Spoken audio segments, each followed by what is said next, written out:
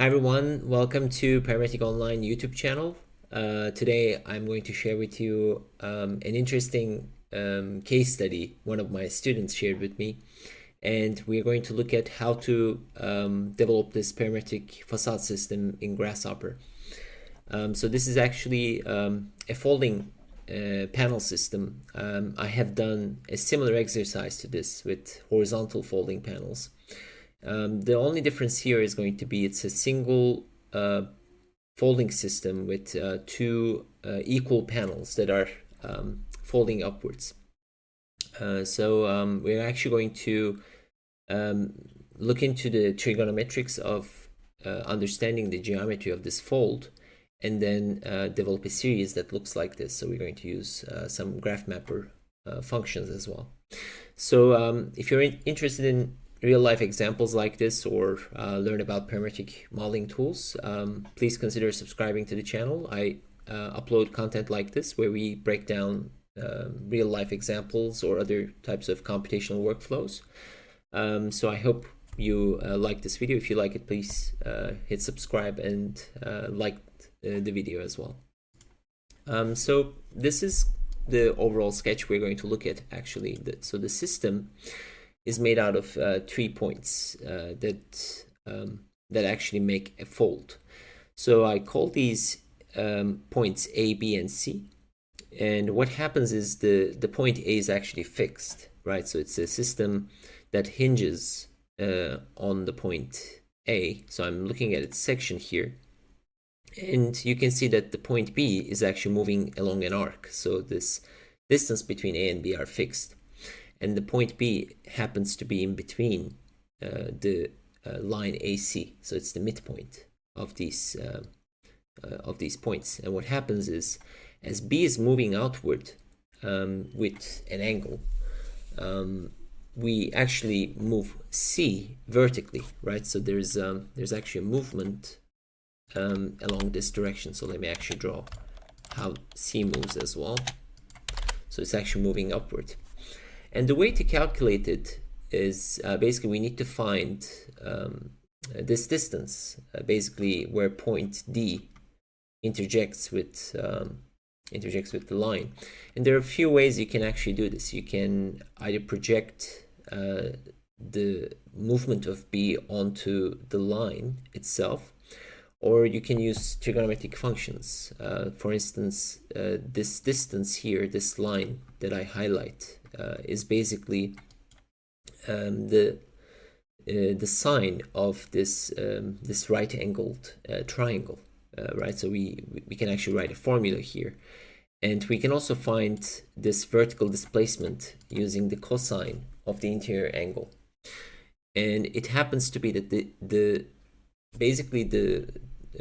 we get kind of the fold in the midpoint, then we get two equal edges. So we have two equal triangles forming here.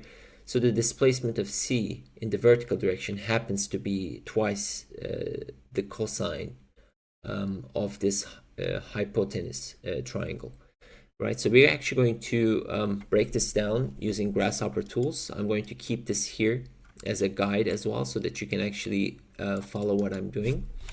So let's bring this here. Let me actually move this as a copy here as well. So I'm going to build it here using Grasshopper tools. So let's start with a line. I'm going to call line STL function, and we want to draw a line that is 4 meters in the Z direction, starting from the origin, so XYZ. So we have our line, and point B is going to be the midpoint. So we can use point on curve, which is the origin here. And this point is going to move along an arc, and that arc basically has a center at point A, and that point A is at the end point of the line. So let's actually go here. So that's going to be the end point. So let's find this arc. We can actually draw a circle at the end point of the line, but let me actually draw a plane here. I'm actually drawing all of this in the front view, which is going to be the section of our wall. So my plane is going to be the XZ plane, and our radius is going to be basically the distance between A and B. You can either calculate the distance here, or you can simply divide 4 by 2. I'm going to do distance between this midpoint and the end point. So this is basically, let's look at it here. That's our circle, right? So point B is actually moving along this arc here. And how much it's moving, we don't know yet, but we can actually use rotation to actually visualize how this line moves, right? So let's do rotate. I'm going to rotate this point here on this plane XC, but the amount I'm going to rotate it is basically going to be some angle. So let's call it 45 degrees. And the rotation works with radians. So I'm going to connect radians here. And there is our rotated point B. So if I connect A and rotated B, now we get something that looks like this, right? So the trick here is we know this angle, so technically I know the distance of point B to the line, as well as I know how much it moved further, like in a vertical direction. So I can calculate this distance automatically. Now, to calculate it, we need to think about some trigonometric functions. There are two functions, sine and cosine. So since I know the interior angle here, this distance here, this line's length, would be the hypotenuse times sine of 45 degrees. Whereas this line segment from A to D, that will be the cosine times the hypotenuse of this right triangle, right? So whatever this angle is, I can automatically calculate these line segments' lengths. So since I know the line segment between A and B, I can basically subtract the cosine here, and I can find this 0.59, for instance, for the 45 degree. So let's look into how to do that. We can actually first find the cosine. So I have 45 degrees in radians here, so I'm going to find its cosine, and I'm going to multiply this distance here that we have from the midpoint to the end point. And let's actually verify that this is correct. So I'm going to look at the cosine. So the A and D, that's 141. So we can actually look at a line segment here, and that's exactly the same, right? So this is correct. I can do the same thing for sine. So if I connect the sine function here, I can actually multiply the hypotenuse with the sine, and that will basically give me the horizontal movement along the x direction, right? So that's also 141. But let's say we are looking at a different angle. So let's say we make this 30. Now my horizontal movement is 1, and my vertical height will be 1.73. But we need to subtract this from the distance between A and B, right? So that we can actually move point B directly.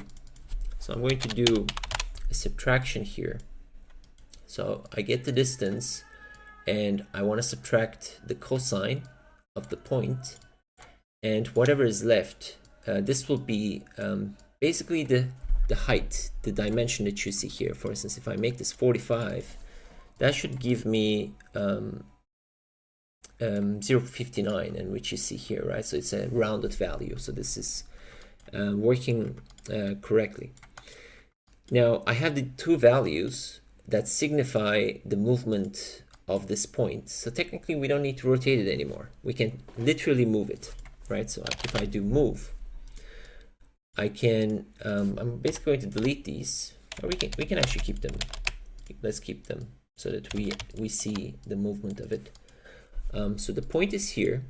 I'm going to move this, but its x displacement would be this value. Its y displacement will be this value. So it's going to move up this much, but it's going to move in the x direction this much, right? So those are basically the x and y's of a vector. So if I put in a vector here, vector x, y, z, this will be its z displacement, and this will be its x displacement. and if I move my point, I will find basically the same point. So the reason why I'm doing it this way is because we are calculating the displacements using sine and cosine functions. So we can also use this new point now to draw the line segment. The other point, C, would actually move twice as this vertical displacement, right? Because we have equal panels, we actually get two equal triangles. So the distance between A and D equals here, right? So these are two equal angled triangles.